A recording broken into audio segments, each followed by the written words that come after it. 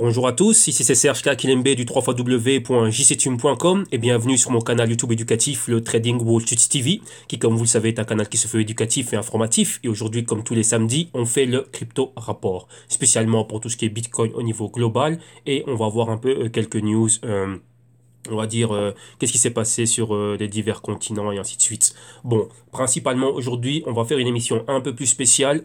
Pourquoi? Un peu plus courte dans le format. Pourquoi? Parce que déjà numéro un, je suis pas rétabli à 100%. Ça fait une semaine que je n'étais pas sorti. Je suis sorti aujourd'hui juste pour aller où? Pour aller à la pharmacie, reprendre encore des médicaments. Donc voilà, je me sens pas encore avec la pêche à 100%. Ok?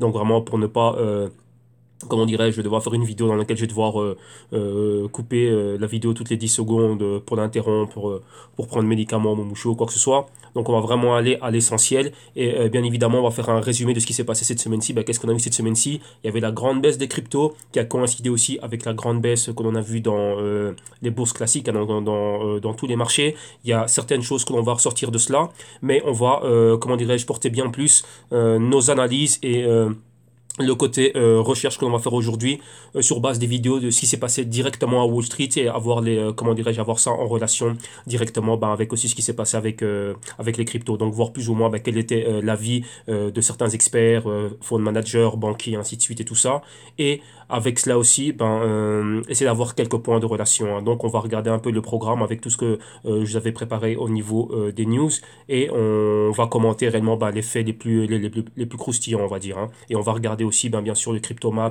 et voir aussi la market cap des cryptos et voir un peu qu'est-ce qui se passe, hein, vraiment au niveau de tous ces temps comment dirais-je de tout l'ensemble au niveau de l'écosystème crypto. Donc on va regarder voilà exactement là c'est tout ce que vous avez ici, hein. Donc pour le crypto rapport aujourd'hui du samedi 10 février, donc tout ce qu'on a, tout ce qu'il y a en revue. Voilà, donc ouais, pas grand chose pour le Bitcoin Cash, Bitcoin Gold, Street de East, Diamond et au niveau du trading, pas grand chose. On va s'attarder réellement sur tout ce qui est vidéo. Pourquoi? Parce qu'il y a des choses qui sont très graphiques et pour voir un peu ce qui s'est passé. Et avant d'y aller, on va résumer rapidement. Donc ne vous inquiétez pas, tous les liens que vous voyez ici, tout ça va être dans la description de vidéo ici dans YouTube. Et donc nous ce qu'on va faire ici rapidement avant de commencer d'aller regarder ce qui nous intéresse, on va rapidement ici au niveau du Bitcoin global réellement faire un petit résumé ici de qu'est-ce qu'il y avait réellement de bien croustillant ici, hein. Donc, qu'est-ce qu'il y avait? Bon, là, ici, un article qui nous parle ici du côté de l'utilité du Bitcoin. Pourquoi est-ce qu'il faut commencer à utiliser le Bitcoin? Donc là, vous allez pouvoir le voir là directement. Qu'est-ce qu'on avait encore? Bon, il y a toujours le typique, hein, malgré la baisse du Bitcoin, maintenant, pourquoi est-ce qu'on peut être là? Donc, comment faire de l'argent avec du Bitcoin maintenant, même lorsqu'il est en train de baisser? Donc, qu'est-ce que ça veut dire principalement? Réellement, si réellement c'est le niveau du support ici, à partir de maintenant, ça peut être un moment intéressant pour commencer à accumuler encore en plus. Et ici, voilà comment investir dans le Bitcoin dans le long terme, mais pas principalement en étant exposé au Bitcoin directement, sinon aux compagnies minières. Ici, qu'est-ce que l'on a encore qui était intéressant? Au niveau global, il n'y avait pas grand-chose, c'était plutôt des vidéos. On va regarder tout ça tout de suite. Voilà, maintenant, si on va en Afrique, qu'est-ce qu'on avait en Afrique? En Afrique du Sud, il y a une compagnie qui s'appelle, il y a un store, donc un magasin Bitmart, pardon, qui vient d'ouvrir ses portes et il va vendre principalement quoi? Des équipements miniers. Donc pour l'activité minière, vous voyez, ça commence à boomer et à buzzer fort en Afrique du Sud. Donc voilà, maintenant ça va commencer. Maintenant, on va dans la région MENA, donc c'est Middle East North Africa, donc tout ce qui est le Moyen-Orient et l'Afrique du Nord, donc Dubaï, ainsi de suite, et l'Égypte, Tunisie et Libye, pardon. Maintenant, on va où? On va du côté de UAE, donc United Arab Emirates, donc aux Émirats Arabes Unis.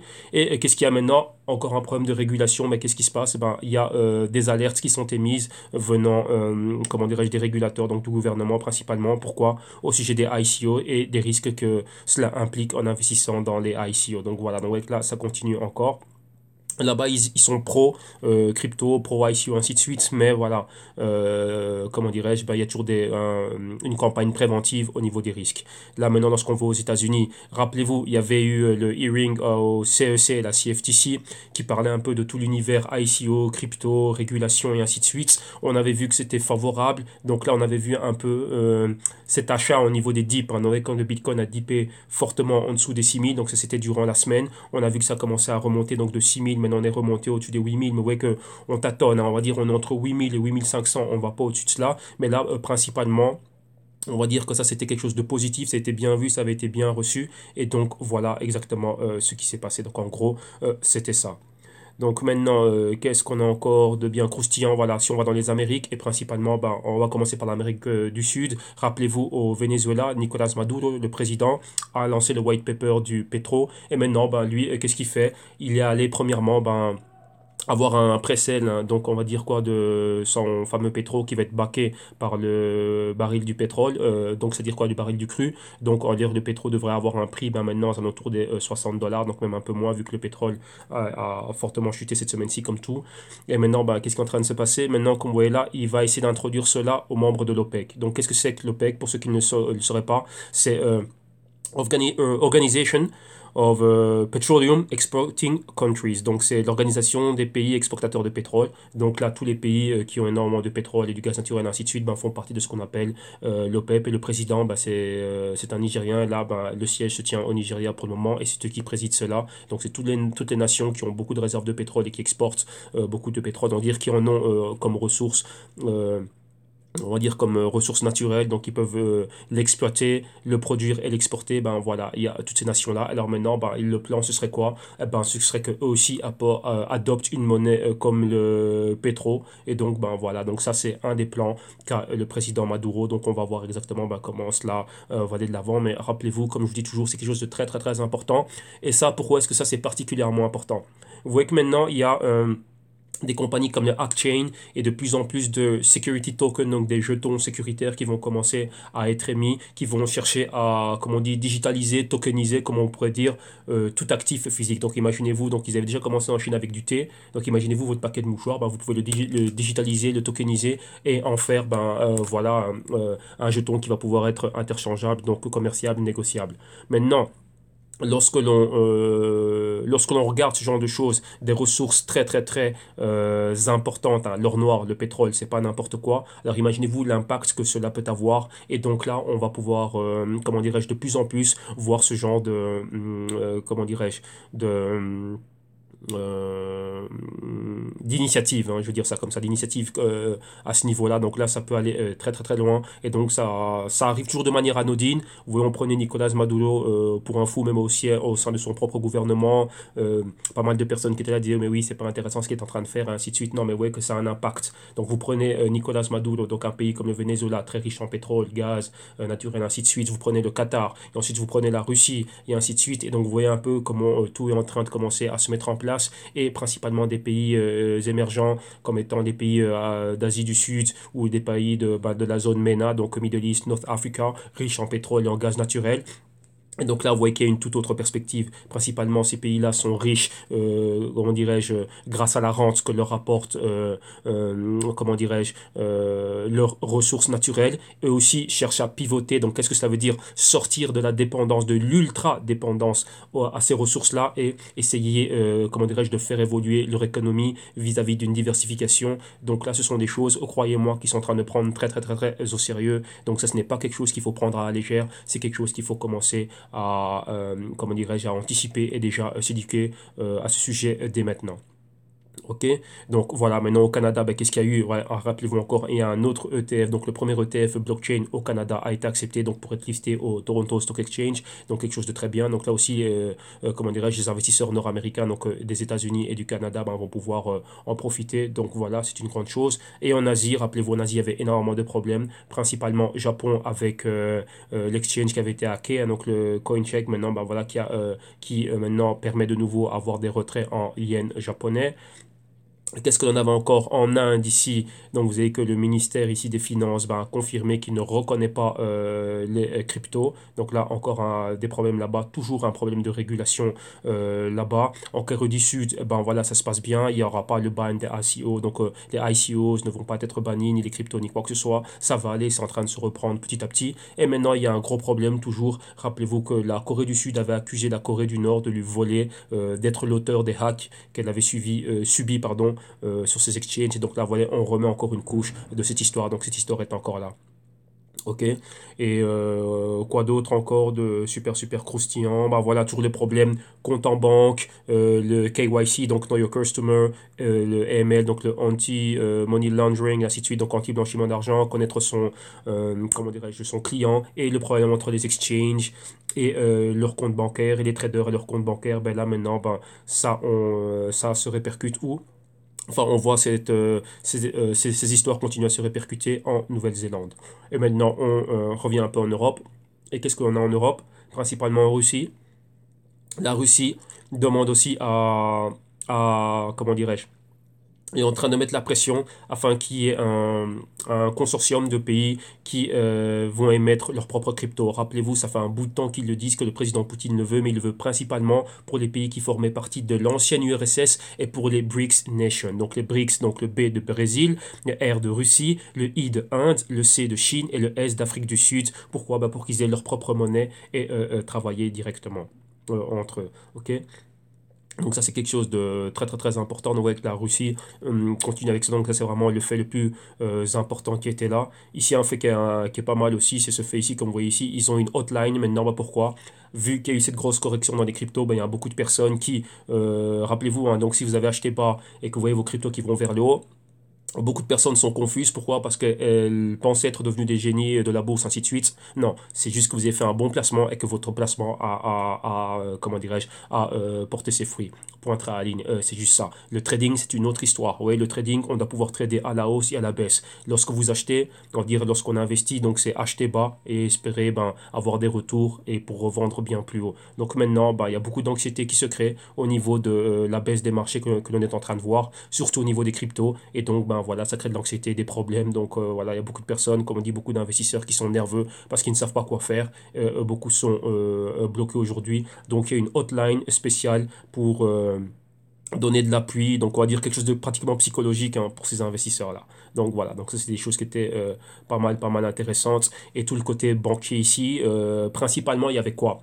Rappelez-vous, il y avait tout le côté, les cartes de crédit, les principales banques américaines, donc les Money Center Banks, qui sont Wells Fargo, JP Morgan Chase, je pense qu'il y avait aussi Bank of America et Citigroup avaient interdit le financement des comptes de trading et des exchanges et des wallets avec des cartes de crédit qu'elles émettent. Et d'un autre côté, il y avait aussi tout ce qui était Visa et Mastercard aussi qui avaient mis une halte à cela.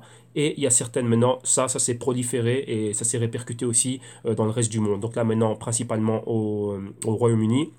On voit des banques comme la Lloyds Bank qui a arrêté aussi ça. Donc le fait de pouvoir acheter du Bitcoin principalement avec leur carte de crédit. Vous voyez Barclays qui l'avait arrêté durant un moment, mais qui maintenant l'a permis. Mais Virgin Money, comment dirais-je, ont arrêté cela. Donc vous voyez, ça, ce sont les gros problèmes qui sont là. Et comme je vous dis, on a aussi pris ceci et on a rajouté ça à la couche de la couche de la baisse du Bitcoin. Donc ça aussi, c'était un fait très important. Pourquoi?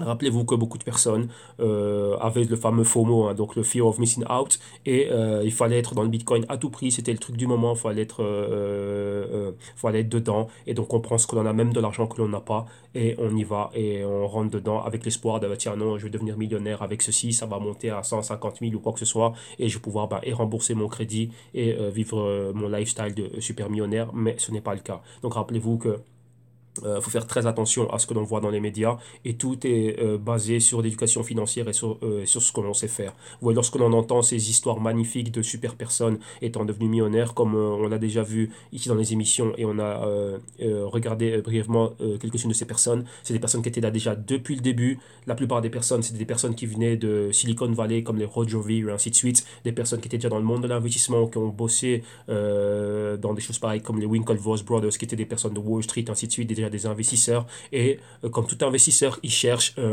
comment dirais-je, un endroit où mettre leur argent, ou avec quoi je vais faire travailler mon argent. Donc ce sont des personnes qui sont éduquées bien nos débuts. Donc dire qu'avant 2014-2013, donc quand le Bitcoin était encore très bas, et ils ont pu accumuler énormément. Comme les Winklevoss Brothers, pour ceux qui ne le savent pas, ils étaient en dispute avec Mark Zuckerberg au sujet ben, de la légitimité de qui était réellement le fondateur de Facebook, ainsi de suite.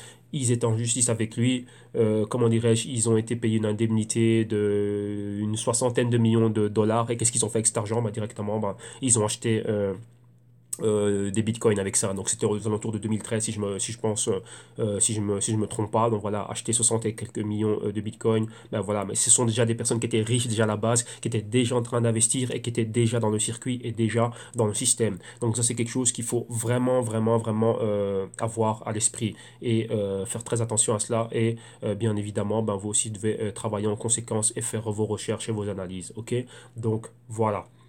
Parce que comme je dis, tous ceux qui sont milliardaires et millionnaires aujourd'hui, là, c'est pas par hasard. C'est pas, ah tiens, je croise le Bitcoin par-ci, par-là, bah tiens, ah bah c'est pas mal, je suis tombé dessus et j'ai mis 1 euro dedans et voilà, maintenant je suis devenu milliardaire. Non, là, il y a beaucoup d'éducation financière derrière, savoir ce qu'il y a à faire, le timing et, comment dirais-je, investir au bon moment. Ouais. Donc, lorsque le Bitcoin est encore en phase submergée, accumulé dans ces périodes-là, lorsque personne, on va dire, ne le connaît, et maintenant que le Bitcoin est là où il est, ben, voilà exactement ce que ça fait. OK? Et dans tout ce qu'on a ici, donc le reste, hein, au niveau des news des banquiers, ben là, on va en regarder quelques-unes, et principalement, ça va être les vidéos qu'on va commenter, on va regarder ce qui se passe, ça va être très graphique. Pourquoi? Parce qu'il s'est passé pas mal de choses, et ça va être très intéressant de pouvoir voir cela. Mais ne vous inquiétez pas, comme vous avez vu toute la liste, tous les articles, vous allez avoir tous les liens dans la description de vidéo ici un peu plus bas dans YouTube. Ok? Bon, maintenant j'ai fait un résumé un peu de ce qu'il y avait. Donc là je commence à avoir la voix qui est un peu bizarre. Donc on va poser la vidéo un petit instant.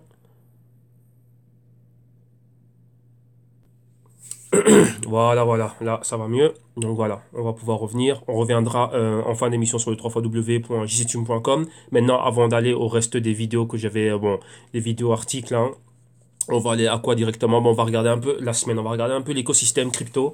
Ben, qu'est-ce qui s'est passé réellement maintenant? Donc ici, on va à Crypto Compare et on va regarder un peu ce qui se passe au niveau du top 10, voir un peu cette récupération, qu'est-ce que l'on a ici, hein, rapidement. Donc on va s'attarder sur le top 10, donc on voit dans l'ordre Bitcoin en tête, Ethereum, Bitcoin Cash, Ripple en quatrième, Litecoin, Ethereum classique, EOS, Tronix, Zcash, Neo. Et comme je dis cette semaine-ci, Ethereum classique, très discret, très très très discret, mais super super bon, hein, comme vous l'avez vu lors des analyses. Ouais, c'est ça. Donc je suis même pratiquement tombé amoureux du graphique. Le graphique est super clean.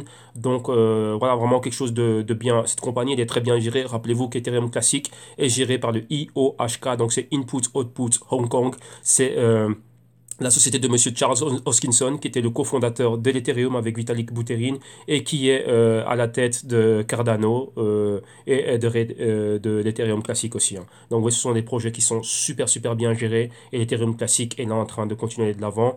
J'ai quelques vidéos conférences où lui il est en train d'en parler. Je vais en regarder encore quelques-unes et comment dirais-je, lorsqu'on va faire les Ethereum, Cardano et tout ça, et crypto trading, eh ben voilà, on va en parler et je vais inclure les liens. Donc très très très intéressant. Je regardais pas ça d'un super super bon œil. Pourquoi? Moi j'aime bien tout ce qui est volatile, ainsi de suite, mais des projets à, comment dirais-je, à long terme et voir ce qu'ils sont en train de faire, c'est très intéressant ce qu'ils font là. Ok? Maintenant, on va s'intéresser un peu, même pas, on va laisser le prix de côté, c'est pas les prix qui nous intéressent nous, c'est les patrons. Qu'est-ce qu'on est en train de voir ici réellement? Vous voyez que le patron est pratiquement le même partout, même pas pratiquement, il est le même partout, hein. Donc vous voyez ce grand dip ici, cette grande baisse qu'on voit partout, et depuis là on a quoi? On a rebondi. Ouais, certaines cryptos sont restées toujours dans le négatif, même malgré le patron. Pourquoi? Parce qu'elles sont bien plus basses. Le prix actuel est bien plus bas que le haut de la semaine, mais on est déjà bien plus haut, donc on a déjà un autre bas plus haut. Ok, donc là, on est en train de revenir. Donc ça nous fait quoi? Ce fameux patron tasse, hein, comme on voit partout. Donc vous voyez, on voit exactement partout la même chose. Et maintenant, on est dans cette phase de mouvement horizontal, donc latéral pour le moment. Donc là, c'est une chose. Quoi? Qu'est-ce que cela veut dire ici? On doit réellement comprendre ce qui est en train de se passer à l'autre écran ici, que vous ne voyez pas devant moi. J'ai le grand écran où j'ai exactement un graphe du Bitcoin. Et comme on l'a vu, on le verra demain. On a quoi? On approchait d'une ancienne résistance, donc pratiquement pour le Bitcoin, comme je dis, on avait atteint les 6000. 6000 qui était une zone, on avait une ancienne résistance et un ancien support. On a caressé la moyenne mobile de 52 semaines. Donc tout ça, ne vous inquiétez pas, on verra ça avec bien plus de détails demain lors trading time pour le Bitcoin, et depuis là on est en train de rebondir. Donc oui, principalement avec quoi comme catalyseur? Ben, de notre côté, oui, on peut encore recommencer à racheter du Bitcoin avec des cartes de crédit, cela dépend où. Oui, en Asie, ça se passe bien. Donc les pays qui sont super Bitcoin friendly, donc il ne faut pas oublier qu'on en a deux principalement, c'est le Japon et c'est la Corée du Sud. Il ne faut jamais, jamais oublier ça, que le gros du volume vient de là-bas. Et numéro 3, ben, qu'est-ce que l'on a du côté des États-Unis? Ben voilà, c'est en train de se passer, on va dire, de manière correcte. Il y a un peu plus d'acceptation, ça va, ça commence à se passer bien. On a eu une session avec le CEC, le SEC, pardon, et le CFTC, donc là, ça va, c'est plutôt bien, mais ouais, c'est pas assez, c'est un fait, comment dirais-je, isolé, et ce n'est pas assez puissant pour que ça aille de l'avant. Pourquoi? Ben, c'est pas ça qui va forcer les personnes à venir à continuer à investir et utiliser les cryptos et ainsi de suite. Parce qu'il y a un gros problème maintenant. Faut jamais oublier une chose. Tout l'argent que l'on a vu rentrer dans les cryptos, principalement, c'est de l'argent à levier, donc de l'argent à crédit. Et maintenant, on arrête les cartes de crédit pour les particuliers. Et maintenant, faut jamais oublier une chose. Dans le monde, enfin, au niveau global macro, qu'est-ce qu'on a vu dernièrement? C'est quoi? Ben, une hausse dans les types d'intérêts des principaux notes de trésor et bons du trésor nationaux, principalement des 10 ans, 30 ans et 5 ans et ainsi de suite. On voit que ce type d'intérêt est en train de monter et les banques centrales pourraient recommencer à remonter des types d'intérêts. Donc là, il y a eu beaucoup d'engouement et de panique par rapport à ça. Et là, ben, d'un côté, c'était un des facteurs, je dis bien un des facteurs, pas le facteur, mais un des facteurs qui a provoqué pas mal de baisses comme on a vu là. Donc, qu'est-ce que ça veut dire? Comme je disais hier aussi, c'est la fin de ce qu'on appelle le easy money. Donc, ouais, il y a toutes les banques centrales maintenant qui sont en train de se dire, bah tiens, il faudrait peut-être commencer à remonter les types d'intérêt. Qui dit remonter les types d'intérêt, vous devez penser à une chose. Toutes les personnes qui ont pu avoir accès à des taux d'intérêt bas, donc emprunter de l'argent et faire ce qu'ils avaient envie de faire, donc expansion de leur business, rachat d'actions, investir dans les actifs à risque, crypto et stock market, Dow Jones, ainsi de suite, bah maintenant, bah, cet argent, s'il était à un faible taux d'intérêt, bah maintenant, bah, cet intérêt va monter. Donc, si maintenant vous n'êtes pas en gain ou vous êtes encore investi mais que vos investissements sont en train de tomber, ça cause de la panique. Donc là pourquoi? Il faudra servir cette dette. C'est-à-dire quoi? Comment dirais-je? Arriver à la repayer, repayer les intérêts à l'échéance et ainsi de suite. Donc ça, c'est quelque chose de très très très important et ça, ce n'est pas fini. Donc là, on est à un point d'inflexion très très très important où les choses s'arrangent, on peut voir quelque chose d'un peu plus positif et les choses pourraient continuer à remonter comme on le voit ici, ou les choses ne s'arrangent pas et on a ce qu'on appelle un second leg lower. Donc ouais, on le verra demain, hein. On a, comme vous l'avez vu, on va dire au courant de la semaine, on a ce pointeur baissier, principalement si on regarde le Bitcoin, qui nous pointe les 6000. Donc on va rapidement rentrer dans le Bitcoin pour pouvoir voir cela. Comme ça au moins vous savez de quoi je suis en train de parler directement. Qui nous pointe réellement les 6000. Si les choses ne s'améliorent pas et que les choses continuent à rester, on va dire, pareil. Donc on va aller aux charts.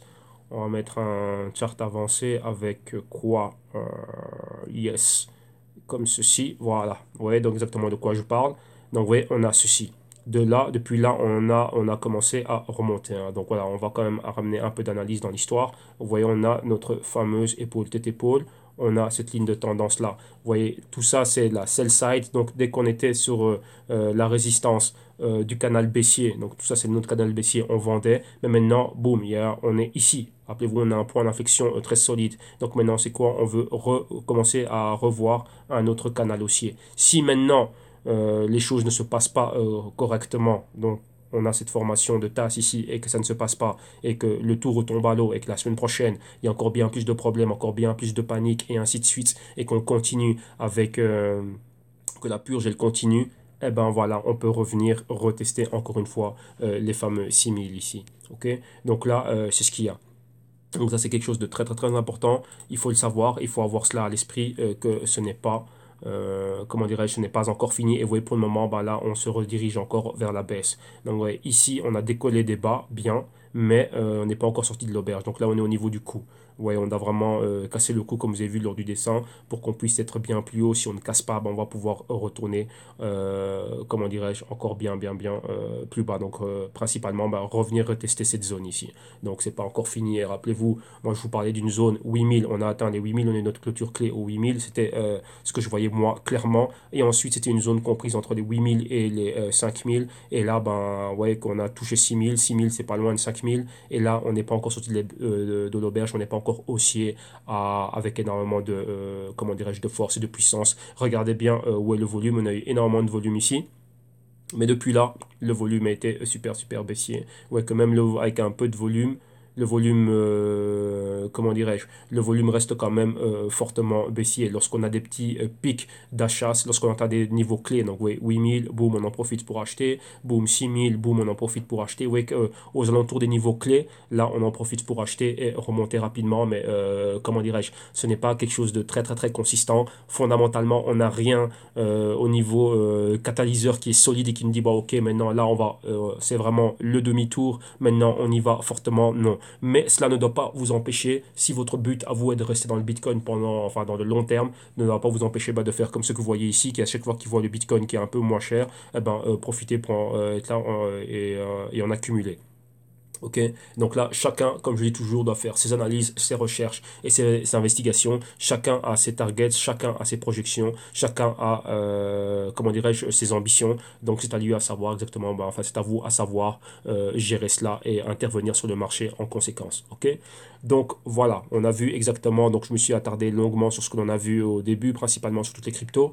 Maintenant, on va regarder ça sous la forme du CryptoMaps et on va à coin360.io. On est là. On va attendre que cela charge. On va regarder exactement ce qui se passe dans les dernières, même pas 24 heures, mais on va regarder ça sous forme de 7 jours. Donc on voit aujourd'hui que tout est en train de remonter. Vous voyez que c'est, mais ça remonte quoi? Mais ça remonte de manière faible. Hein. Donc on n'est pas spécialement au-dessus des 5%. Uniquement pour le Ripple. Ripple, lui, qui est en train de monter fortement. Ripple, pourquoi? Comme je dis, là, la montée qu'il y a avec le Ripple, ça a à voir avec quoi? Ça a à voir avec des fondamentaux, mais des fondamentaux des compagnies qui utilisent le Ripple. Principalement, rappelez-vous, on parlait de Santander durant la semaine, donc mercredi on en a parlé. Ici, il y a quoi, 2 semaines, on a vu la publication de Santander. Donc il y avait un de nos analystes à nous ici au GCTUM qui nous avait fait le rapport par rapport à ça. Et comme je dis que Santander maintenant va lancer le... Oh, j'ai oublié c'était quoi. Il y a le X-Current ou le X-Rapid. Non, le X-Current, on va être disponible pour les clients de la Banque Santander. Principalement, ils vont commencer avec ça ici en Espagne. Et comme je dis, je suis client de la Banque Santander. Donc, je vous dirai exactement ce qu'il en est. S'il y a réellement une réelle... Enfin, l'utilité, il va y en avoir. Mais je verrai exactement, tiens, ça va m'aider comment. Donc là, je pourrais vous le dire. Voilà, vous allez pouvoir en avoir un avis concret d'une personne réellement qui va l'utiliser. Donc là, je vous dirai exactement ce qu'il en est. Donc, c'est ça. Hein. C'est au niveau les fondamentaux et ici viennent principalement ces catalyseurs de cette montée. Vous voyez que dans tout cela se récupère bien fortement. Pourquoi? Ça vient des compagnies qui sont en train d'utiliser Ripple, donc qui ont signé des accords et des partenariats avec Ripple. Vous voyez comme Moneytrans, je pense que c'était Moneytrans ou MoneyGram. D'autres compagnies au Canada, d'autres compagnies en Amérique latine. Il y avait la phase bêta entre une cinquantaine de banques entre la Corée du Sud, Singapour et le Japon, qui allaient commencer à utiliser aussi les X-Rapids pour leur transfert d'argent transfrontalier, ainsi de suite. Et donc maintenant, il faut voir quelle partie, on va dire, de ce qu'ils ont, on va dire, la quantité d'actifs qui vont, ce qu'on appelle faire on va dire un money allocation, qui veut dire, ok, nous on va prendre X quantité de ce que l'on a, donc de notre volume de transactions quotidien, hebdo ou mensuel, et on va, comment dirais-je, après cette phase bêta, donc de test avec ce qui était fait avec Ripple, voilà, c'était, la conclusion était positive, et donc maintenant, on va passer à une phase réellement utilitaire pour nous, pour nos clients et pour les activités de la banque réellement au quotidien. Donc là, ouais, ça c'est quelque chose qui est très positif. Ouais, avec l'argent, on ne rigole pas, avec l'argent, l'argent ne ment pas.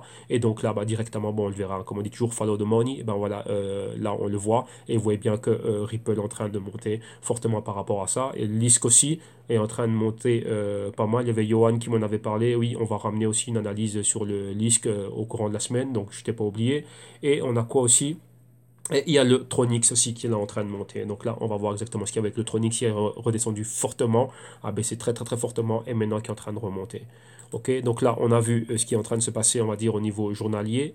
Maintenant, on va regarder la performance on va dire, à la semaine. Et vous voyez que là, c'est autre chose. Hein. Donc, on voit Bitcoin Gold, là, qui est là. On voit Ripple qui reste haussier, Litecoin, Lisk, Qu'est-ce qu'on a ici? Tronix et le Zcash. Vous voyez, principalement, c'est ça. Et tout le reste est dans le rouge. Et principalement Bitcoin qui tombe fortement. Et vous voyez que là, on a quoi? On a encore cet inverse qui revient. Donc, on a encore, on va dire, on remet sur la table le trade de corrélation négative. Donc, Bitcoin descend, Bitcoin Cash monte. Voilà, c'est ça. Rappelez-vous, il y avait le débat qui soulignait, qui parlait de quoi? Ben, que le Bitcoin Cash était le véritable Bitcoin et le Bitcoin ben, non, ne serait pas fidèle aux pensées et réellement ne serait pas le digne héritier des idées et des pensées de Satoshi Nakamoto ou des personnes qui s'appellent Satoshi Nakamoto. Ok? Donc voilà, donc là on a vu un peu le panorama.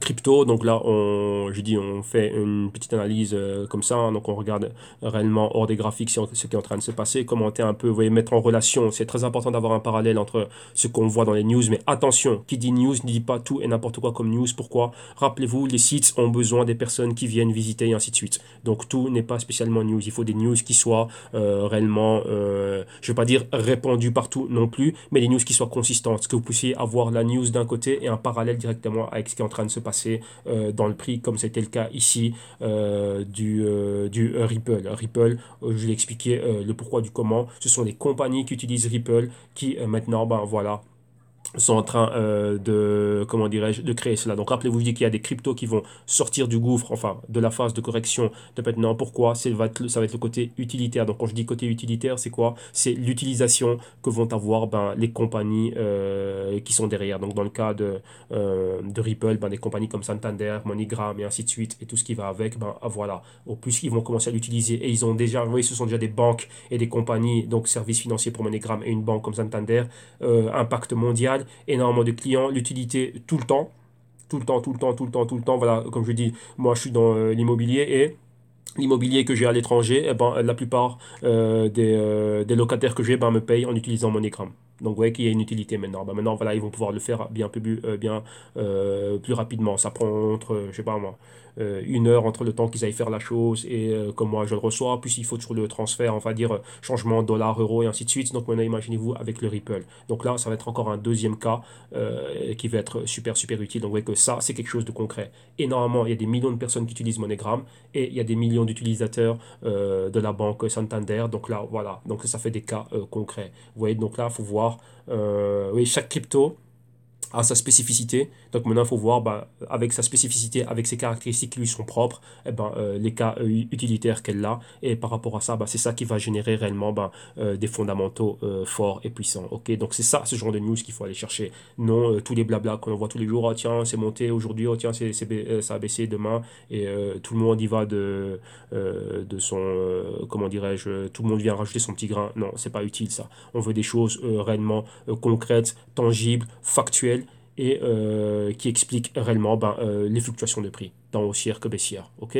Maintenant, continuons. Donc maintenant, voilà. Donc on a ramené un peu ce niveau d'analyse, on a regardé un peu tout ce qui est en train de se passer. Et maintenant, on va regarder un peu qu'est-ce qui s'est passé ouais, au niveau bancaire et institution, ouais, tout le côté vidéo qu'il y avait. On va repasser un peu tout ce qu'il y a eu durant la semaine et voir un peu quelques intervenants super, super intéressants. Ok.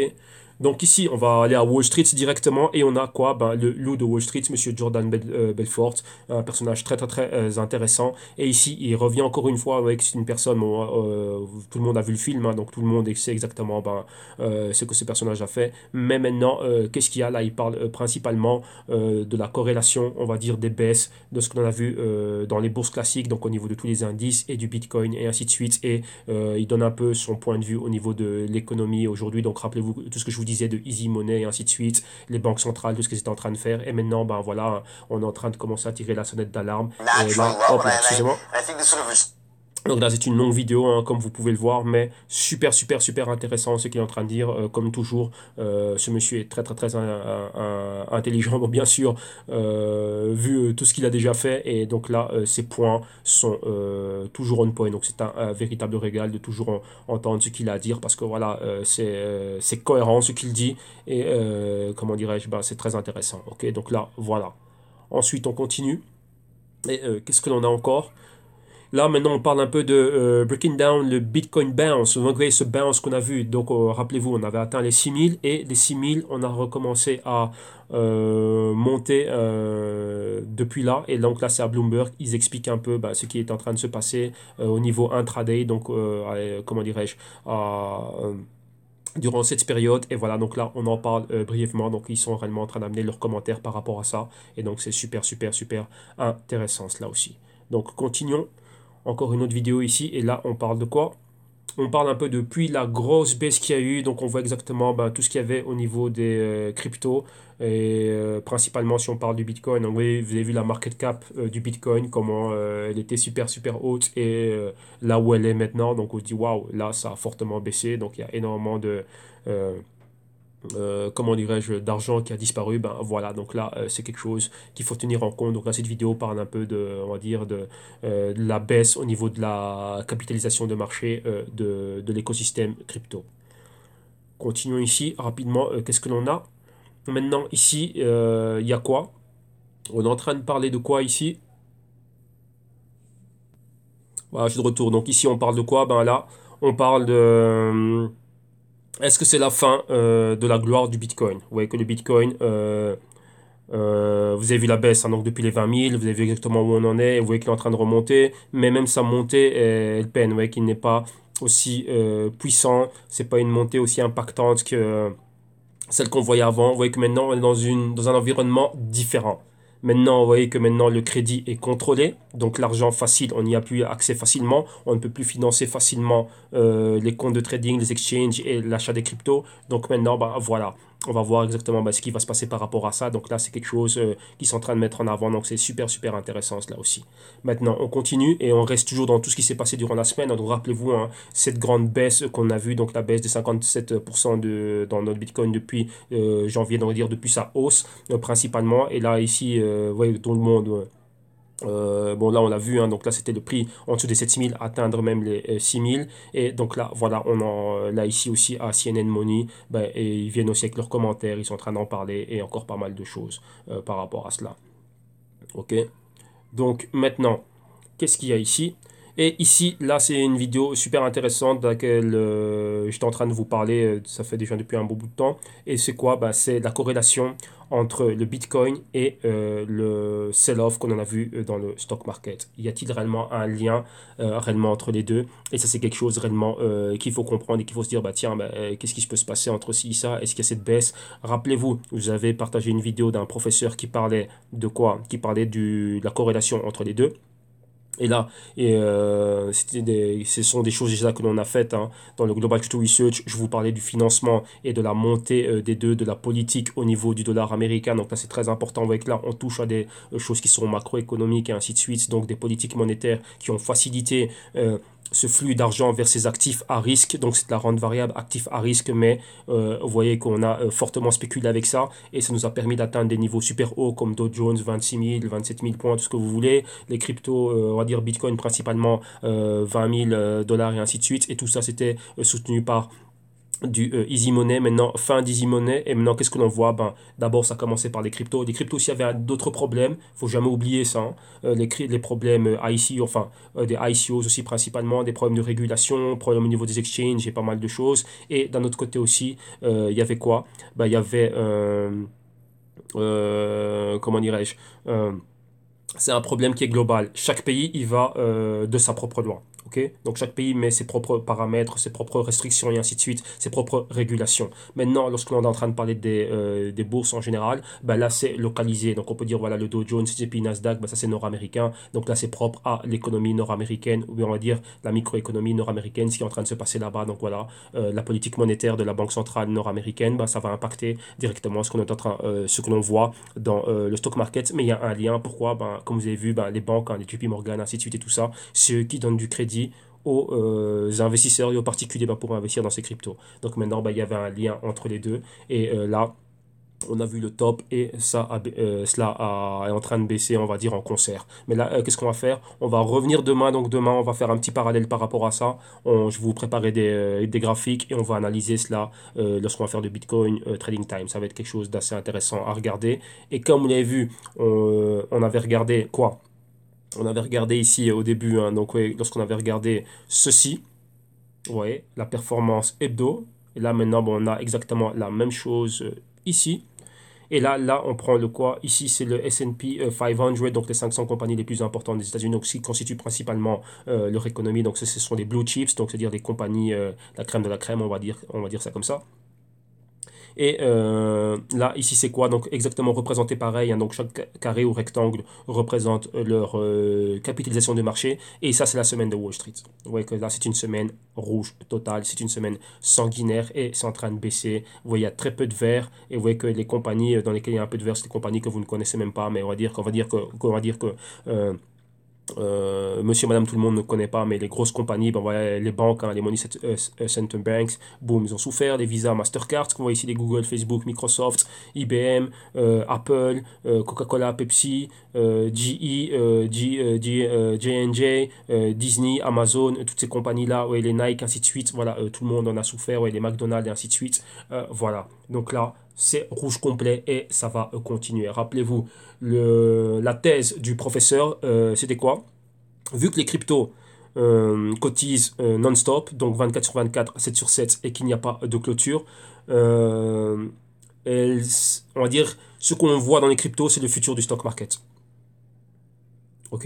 Vu que le stock market, rappelez-vous, ouais, pour le moment, il ne se passe rien. Pourquoi? Bah parce que c'est clôturé, donc ça ferme le vendredi soir. Donc ça, c'est les États-Unis, donc vendredi, heure d'Europe, vendredi 22 h, c'est fermé. Et ça ne réouvre que lundi à partir de 15 h 30. Donc là, qu'est-ce qu'il y a? Cette fermeture-là, donc ces jours, on va dire les jours où la bourse est fermée, les jours fériés, les jours de fête nationale, ainsi de suite, il faut les comptabiliser. Et tout ça, bah, ça va nous donner on va dire que ce qu'on a vu dans les cryptos, ben, comment dirais-je, c'est ce qui attend, donc c'est le destin du stock market, pour dire ça comme ça. Ok. Donc là, on va regarder ça demain aussi au niveau graphique, parce que graphiquement, ben, c'est mieux représenté et on peut comprendre des choses un peu plus facilement, je veux dire, pour tout le monde. Donc, chacun a son degré de perception et de compréhension des choses, et donc là, pour certains, ça va les aider. Certains, avec ce que je viens de dire et ce qu'ils viennent de voir ici, l'auront compris, mais d'autres non. Ok. Donc là, on est ici pour tout le monde a un niveau différent, donc ne vous inquiétez pas pour ceux qui n'ont pas compris, demain, on reviendra dessus. Ok. Mais là, c'est bien comme ça, vous le savez, comme ça, vous aussi, ben, ça va vous titiller un peu et vous allez aller faire vos propres recherches et vos propres analyses. Maintenant, on continue. On avait encore une autre vidéo ici. Et maintenant, rappelez-vous, je vous ai parlé beaucoup de cette semaine-ci du high speed trading. Donc, le high speed trading, c'est quoi? C'est l'intelligence artificielle, ce sont les robots. Et là, c'était un truc qui était dans tous les forums, enfin, même pas dans les forums, dans toutes les news, donc Bloomberg, CNBC, tout ce que vous voulez. On n'a pas arrêté de parler de ça. C'était quoi? Le problème du high frequency trading. Pourquoi? Ben, comment est-ce que dès que les algorithmes voient cela, ben, les algorithmes ont encore rajouté une couche au niveau de la baisse. Ouais, comme ça s'est passé avec les cryptos, et ben, ça se passe aussi maintenant ici, directement. Ça arrive dans le stock market. Rappelez-vous, je vous le dis toujours, que dans le marché, nous avons des spéculateurs, des investisseurs et nous avons aussi de l'intelligence artificielle. Et donc, vous voyez que là, ici, on en parle. Et ça, c'était une des causes aussi du quoi, ben, comme vous voyez ici, du market turmoil qu'il y a eu là. Donc, depuis le Black Monday de 87, il y avait déjà des algorithmes dans le marché qui ont causé ceci. Et à cette période-là, moi, j'avais mon mentor, donc vous voyez souvent avec moi, monsieur James Weidenbach, qui me parlait. Il était dans le marché à cette période-là. Lui aussi, il tradait les bons. Et il me disait qu'il y avait déjà des algorithmes, déjà de l'intelligence artificielle à ce moment-là et était déjà bien, bien, bien présent. Ok. Aujourd'hui, c'est des volumes de plus de 80% du trade est fait comme ça. Donc là, vous devez le savoir que lorsque ça s'accélère avec des algorithmes comment dirais-je, dans l'histoire, eh ben, ça va encore accélérer et ça va encore s'amplifier bien, bien, bien plus rapidement. Donc ça, c'est quelque chose que vous devez tenir à l'esprit. Donc les mouvements que vous allez voir et dans les cryptos et dans le stock market, ben, sachez quels sont réellement les acteurs qui sont derrière. Et là, c'est ce que l'on voit. Ok. Donc là, ne vous trompez pas, c'est une réalité.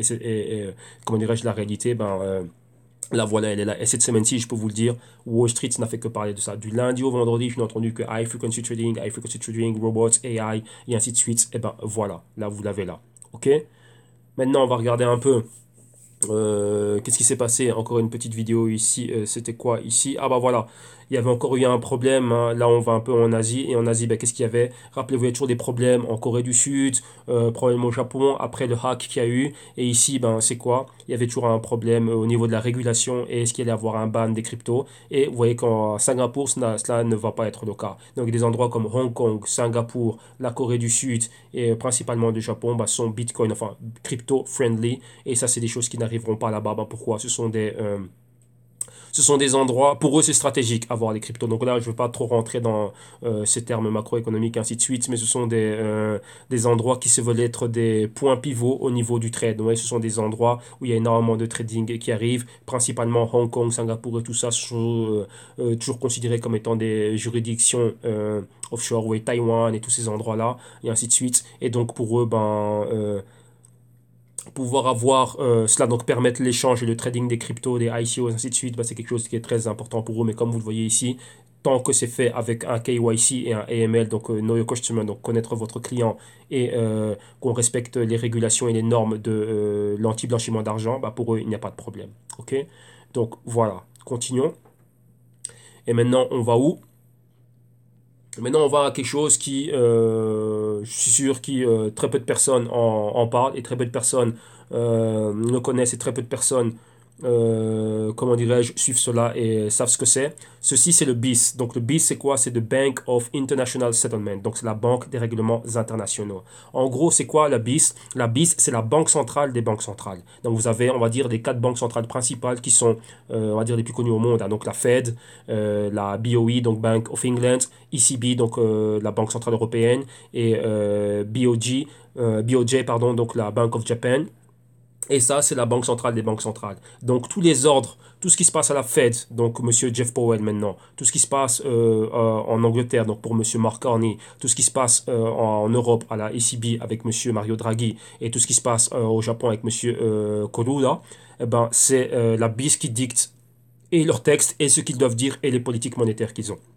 Donc ça, c'est la banque centrale des banques centrales. Elle est située à Bâle ou Basel en Suisse. Et c'est de là où vous avez les termes Bâle 1, Bâle 2, Bâle 3. Et donc là, c'est ça. Donc pour le moment, on est dans Basel 3. Et donc là, c'est quoi? Donc le post-crisis qui est en train de se passer. Vous allez me dire, tiens, pourquoi est-ce que tu parles de cette vidéo? Qu'est-ce que ça a à voir avec ce qu'on est en train de voir maintenant? Ça a tout à voir avec ce qu'on est en train de voir maintenant. Pourquoi? Parce que il y a un white paper aussi qu'ils avaient fait. Je l'ai déjà partagé, j'en ai déjà parlé dans les crypto rapports. Vous devez regarder ça aux alentours des grandes vacances.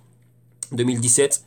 Et là, maintenant, on va réétudier un white paper qu'ils avaient publié dans le prochain Global Culture Research. Et ici, ils sont en train de parler de cette politique monétaire que je vous disais, la fin du easy money. Et comment est-ce qu'il y a aussi beaucoup d'argent qui sont rentrés dans les cryptos. Comment est-ce qu'ils vont réguler les cryptos. Comment les messages qui sont en train de passer aux différentes banques centrales au sujet des cryptos. Et réellement, comment est-ce qu'ils vont commencer à comment dirais-je, à approcher les cryptos, principalement le blockchain, donc les DLT, donc les Distributed Ledger Technologies, donc la technologie, eux, les intéresse principalement, mais maintenant les cryptos sont là. Donc rappelez-vous, je vous disais que moi j'avais reçu maintenant des lettres de la ESMA via les différents brokers que j'utilise. Pourquoi? Parce qu'il faut recommencer à...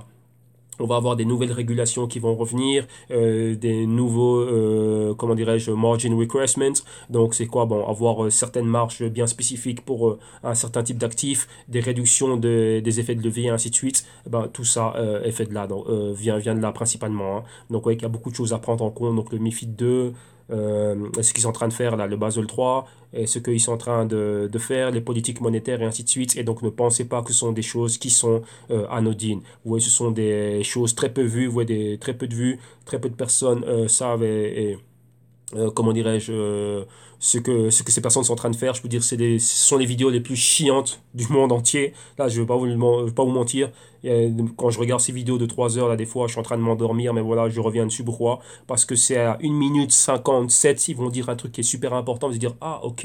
Et là, ça vous permet de comprendre pas mal de choses. Mais voilà. Donc, comment dirais-je, comme on dit, nous, on doit mettre toutes les chances de notre côté. Et c'est ce que l'on fait en termes de recherche et d'analyse. On va regarder même ce qu'on n'a pas envie. Ce qui ne nous semble pas être, on va dire, super sexy à regarder, mais c'est ce qui fait toute la différence après, comment dirais-je, dans les investissements que vous faites. C'est pourquoi un homme averti en vaut deux, et au plus vous en savez, au mieux c'est. Ok? Donc voilà, donc eux, sachez qu'ils sont aussi en train d'en parler, ils parlent de cela, de la résolution, et principalement, oui, que ça touche au niveau des banques. Okay, qui dit crypto, qui dit banque. Pourquoi? C'est la banque qui a votre argent. Donc si demain la banque vous dit, comme ça a été le cas, on vous empêche d'aller investir dans les cryptos, ou on vous empêche de retirer de l'argent, ou que ça arrive chez vous, rappelez-vous, pour que ça revienne dans votre compte en banque, et au niveau de tout ce qui est les taxes, ainsi de suite, eux, ils sont derrière. Ok, donc sachez-le, ayez cela à l'esprit.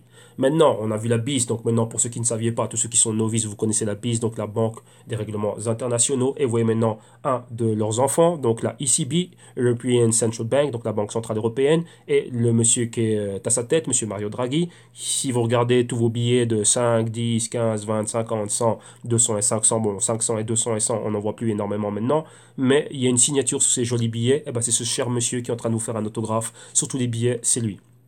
C'est monsieur Mario Draghi. Et maintenant, qu'est-ce qu'il dit ici, cet article, qu'est-ce qu'il vous dit? Donc, vous voyez que par rapport à ce qui est en train de se passer à la BIS, donc par rapport à leur leur nouveau positionnement au niveau des cryptos, Bitcoin et ainsi de suite pour 2018, on vous dit que les banques, donc European Banks could soon hold Bitcoin. Donc, dire quoi? Maintenant, les banques vont pouvoir commencer, elles aussi, à accumuler du Bitcoin. Maintenant, vous devez regarder le timing. Vous allez me dire, ouais, tiens, de quoi tu parles, t'es loin. Regardez, pourquoi est-ce que maintenant, lorsque le Bitcoin est super, super bas, ils vont commencer à pouvoir rentrer dedans et pouvoir commencer à en accumuler? Voilà, parce que pour eux, c'est le moment. Rappelez-vous, une banque est une institution, une banque est là pour trader aussi. Rappelez-vous ce qui s'est passé, et là, je vous renvoie directement à ce que je vous disais lorsque je vous parlais de la Sberbank, qui est la plus grande banque d'affaires russe, qui avait commencé, qui a fait une rupture de stock en achetant toutes les cartes graphiques disponibles en Russie, qui disait que c'est juste pour tester, pour avoir un laboratoire, pour voir un peu ce qui se passait. Et ils ont été très flous. Peu après, ils ont dit quoi? Bah tiens, on va commencer à miner. Et maintenant, ils ont dit oui, on va miner et revendre notre coin. Mais d'après la législation russe, ils ne peuvent pas le faire en Russie. Donc, ils peuvent miner en Russie, mais ils doivent vendre à l'étranger. Et rappelez-vous, je vous le dis encore, ils vont vendre à travers leur succursale de Zurich. Ouais, que les banques vont être là, là-dedans. Donc rappelez-vous maintenant, les banques aussi, Santander, qui est une grosse banque ici en Europe, britannique au niveau mondial aussi, va commencer à utiliser le Ripple. Donc ouais, ils sont là. Donc cette grande baisse que l'on a vue, c'était une opportunité pour d'autres institutions, comment dirais-je, pour permettre à ces institutions de quoi? D'accumuler. Donc rappelez-vous, si votre but à vous aussi d'accumuler longuement, voilà pourquoi est-ce que je vous dis toujours que vous devez penser comme un banquier d'investissement, avoir le mindset de ceux de Wall Street. Pendant la baisse, vous accumulez aussi. Si votre but est de trader, le trade c'est différent. Donc rappelez-vous de toujours faire une différence entre spéculer, trader et investir. Ce sont trois choses complètement différentes. Eux, ils sont en train d'accumuler. Pourquoi? Parce que si demain, ils forcent une utilité de Bitcoin, eh ben, c'est eux qui l'auront. Comme vous avez vu, la Sberbank, maintenant, elle va miner. Donc, oui, et les banques peuvent commencer à miner. Donc, un mineur est là pour valider les transactions et ainsi de suite. Et si maintenant ce sont les banques qui le font, il n'y a pas de décentralisation ici. Vu que celui qui va vérifier les transactions, qui va savoir qui est qui et qui a fait quoi, eh ben, ce sont quand même les banques qui sont là. Donc, à partir de ce moment-là, si j'ai pas envie de valider ta transaction, je dis, non, je te la valide pas. Donc, c'est quand même les banques qui sont toujours derrière. Donc, oui, il y a des choses. Il faut arriver à, comment on dit, euh, reconstituer le puzzle et joindre, comment dirais-je, reconstituer le puzzle et avoir une idée, euh, élargir son point de vue, regarder les choses avec bien plus de perspective. Ok, donc c'est très très très important. Maintenant, continuons. On a encore quelques vidéos à voir, donc on va aller un peu plus vite ici. Qu'est-ce que l'on a ici? Voilà, on revient ici avec les Winklevoss Brothers, qui sont ils sont les propriétaires de l'exchange Gemini. Et maintenant, qu'est-ce qu'il y a? Ici, ils sont en train de parler de quoi? Que le Bitcoin un jour vaudra 40 fois plus que ce qu'il vaut maintenant. Donc ouais, c'est fort ça, comme c'est fort et c'est agressif, mais voilà, c'est clair pour eux. Imaginez-vous le prix du Bitcoin maintenant, donc on est en dessous de 10 000, 40 fois plus, voilà, vous faites les calculs, donc ça fait énormément, pas mal de choses, donc ça fait beaucoup. Voilà pourquoi ils ont bien dit que eux, ils ne vont jamais vendre un Bitcoin, ils vont le garder à tout prix. Mais vous voyez que là, c'est un autre niveau d'individus, c'est d'autres cercles, ce sont d'autres individus qui, eux, ont accès à des personnes comme Mario Draghi qui peuvent parler entre institutions. Gemini, si je ne me trompe pas, donne les prix de... Attendez, que je dise pas de bêtises. Parce qu'il y a Coinbase et il y a Coinbase et CME. Ce sont eux qui donnent les prix pour... ce sont un des providers de prix pour les contrats futurs. Donc vous avez les contrats futurs du CBOE et du CME. Maintenant, je ne sais pas lequel des deux utilise Gemini, enfin lequel utilise Gemini et lequel utilise Coinbase. Mais en tout cas, voilà, ce sont eux. Donc voilà que ils sont, comment dirais-je, ils font partie du système. C'est une institution. Donc n'oubliez jamais ça. Ok? À ne pas confondre avec le typique Jean-Jacques du coin qui avait acheté des bitcoins et qui maintenant a acheté une Lamborghini ou quoi que ce soit. C'est pas pareil. C'est pas le gamin qui a eu de la chance qui a acheté ça. Non, ça, ce sont des personnes, ce sont des professionnels. Avant, qui est les cryptos, pendant les cryptos et après les cryptos. Si demain il n'y a pas les cryptos, ben, ils ont d'autres business, ils ont d'autres choses. Ce sont déjà des milliardaires, ils continueront à faire d'autres choses. Donc ça, c'est quelque chose que vous devez avoir à l'esprit. Ok? Si vous voulez avoir des chances de gagner, ben vous devez voir la vision qu'ont ces personnes-là et jouer le jeu à, comment dirais-je, connaître les règles du jeu et jouer comme ils sont en train de jouer. Eux, ils jouent pour gagner. Et ils ne comptent pas sur de la chance ou sur quoi que ce soit. Non, c'est des risques calculés que ces personnes-là, elles prennent. Donc ça aussi, c'est le genre de choses que vous devez comprendre. Ok? Donc, continuons. Maintenant, ici, vous voyez ici, on a parlé du Bitcoin crash. Pourquoi? Parce que les compagnies qui donnent les cartes de crédit ont arrêté quoi? Ben, Credit Card Companies Block Purchases. Donc, c'est-à-dire quoi? Ont empêché les holders de cartes crédit, donc les propriétaires de cartes de crédit, ben, de pouvoir acheter des cryptos, principalement ici du Bitcoin, avec cela. Donc vous voyez que là, c'est quoi? Ben, on coupe directement un flux, comment dirais-je, d'intervenants, d'acteurs, je ne vais pas dire de wannabe investisseurs, mais voilà, de personnes qui sont anxieux et qui ont envie de rentrer dedans. Ben, la seule chose qu'ils ont, et ce ne sont pas des investisseurs accrédités, donc ils n'ont pas un patrimoine clé qui fait, ils se disent, bah tiens, quoi, bah, j'ai une carte de crédit ici et je vais aller tenter ma chance avec cela. Donc vous voyez que dès qu'on fait cela, eh ben, vous voyez ici, c'est en train de s'arrêter. Donc vous voyez que là, on en avait parlé durant la semaine, mais là, voilà, ici, vous avez les experts de Bloomberg qui expliquent cela et qui en parlent. Donc vous voyez que ce que l'on a commenté ici, ben voilà, là maintenant, ça arrive directement, ben, on va dire, hein, au niveau des institutions, et les institutions sont là pour l'expliquer. Ok? Donc maintenant, continuons. Voilà, il y a encore quoi? Un autre ETF blockchain ici. Donc là, c'est encore pas mal de choses.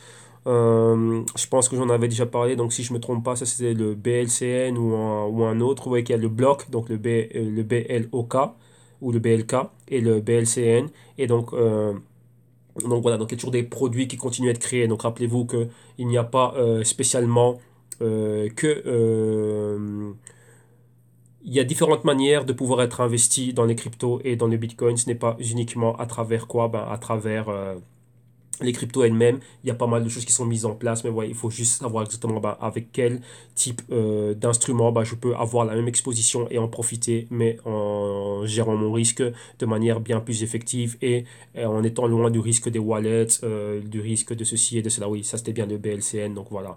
Et de pas mal d'autres choses. Et donc ici, ben, il y a ces ETF-là et le BLCN est un de ces produits-là. OK? Donc voilà. Continuons. Et on va faire une petite pause ici.